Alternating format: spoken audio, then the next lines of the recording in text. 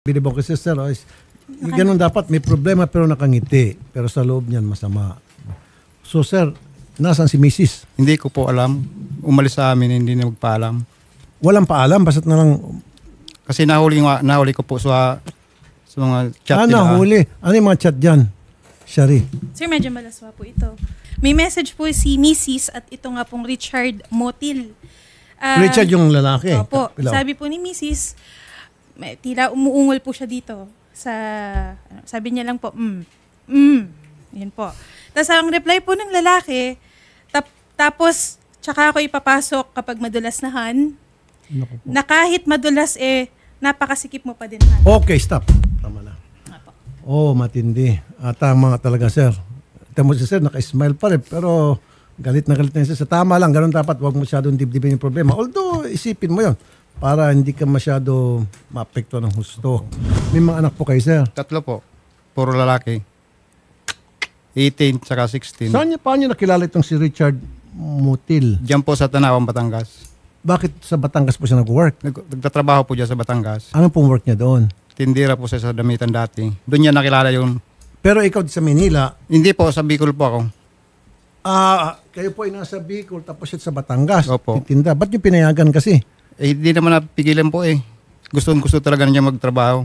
Sa Manila, sa Opo. Batangas. Okay, tapos doon niya na-meet itong si Richard Motil. Nakausap niya na po si Mrs. tungkol dyan. Oo Nahuli nga. niyo siya. Ano sabi niya? Nagalit pa sa akin. Ikaw pang pinagalitan, ang sabi niya. Ang sabi sa akin kung gusto mo ipakulong ako, ipakulong mo. Oo. Naghamon pa. Opo. Hindi daw siya natatakot. Ang lalaswa po, pero may picture. Mula po, sir. Ano ba yung picture doon? Yan ang picture po ng lalaki. Ay, ito po yung picture Yung nila una. magkasama. Parang nakatapi siya, sir, dito. Ayan si yung babae. Tapos yung si lalaki Sa ano daw sila nag-amin na sa akin. Sa hotel. sa motel. Opo. Smiling face talaga din si sir. Diba? Nakita niyo si sir. Attorney Garrett. Yes po, Senator. Magandang hapon po. Yung kanya misis, sumama sa iba at may picture at may mga chat na sobrang malaswa na hindi na pwedeng basahin yung iba dahil maninindig yung balahibo mo sa sobrang kalaswaan mga lingwahe. Ito ba pwedeng kasuhan si misis?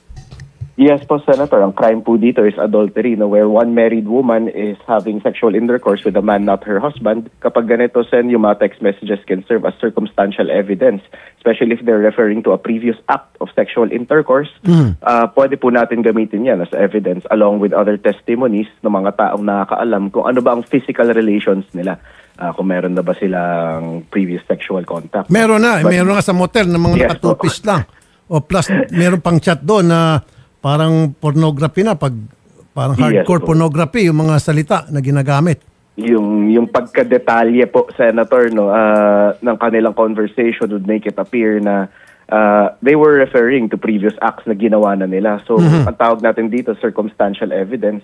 That means kahit hindi po siya direct pictures or videos ng kanilang sexual intercourse, it may lead the judge to decide na meron po talaga nangyaring sexual contact. Oo nga, yung mga nangyari na dinidescribe nila kung paano yung nangyari, na sobrang pagkalaswa-laswa. Yes po, Senator. So we can still introduce this para po magkaroon tayo ebidensya na may adultery pong naganap. Sir, gusto mo magkaso? Opo. O tutulungan kayo namin, sir. Kami bala, sagot namin lahat-lahat.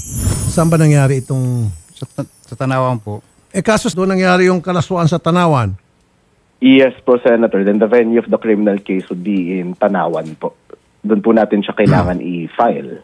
Gusto niyo po, sama namin kayo, doon kayo mag-file sa Tanawan. Opo. At dali na, bit-bit natin itong mga ebidensya at mga picture and all.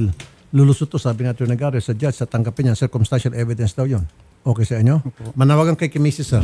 Maribik, kung nasaan ka man ngayon, magpakita ka muna at mag-uusap tayo para matapos na itong problema natin. Kakasuhan na kita ngayon. Gawa na sa ginawa mo sa akin, paulit-ulit, hindi ko na mapatawad ikaw. Baka mamaya, bula-bulahin ka lang. Mamaya, iyak-iyak sa inyo, kunyari. Yung drama-drama siya, tapos patawarin mo, ulit lang. Ganun rin ang gagawin ulit noon. Kasuhan mo na lang. Opo, kagasuhan ko na lang po. Oo, para hindi naman sayang oras natin pareho. Mamaya, papadala ako ng tao doon, gagastos tayo and all. And then, kunting iyak lang, luha-luha lang, maawa ka na. Maawain ka ba, sir? Opo naman. Anak ko, wala na pa. Hindi. Kung kakasuhan, diretso ko na lang po. Diretso na, sir, ha? Wala na atrasan. Wala na. Sure. Opo. Game over si Mrs. Okay, sige. Ganoon na naman. Salamat, Rene Garrett. Thank you rin po, Senator. Sige po, arrange natin. Kausapin ko yung legal namin and then samahan po namin kayo doon sa Tanawan para masampahan niyo siya ng kaso. Okay? Sige po, salamat po sa pagpunta. Thank you po, Senator. Namasahe pa kayo papunta rito? Opo. Bigyan si Sir ng 5,000 para doon sa pamasahe niya back and forth. Okay, sige sir.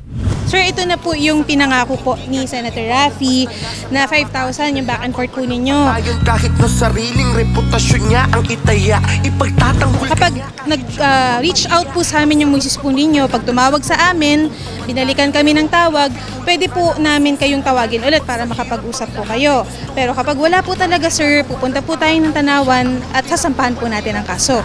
Senator Raffy, salamat sa tulong po niyo sa akin gakaso sa asawa ko. Salamat po, Senador Raffy Tulfo, sa perang pamasahe po. Salamat.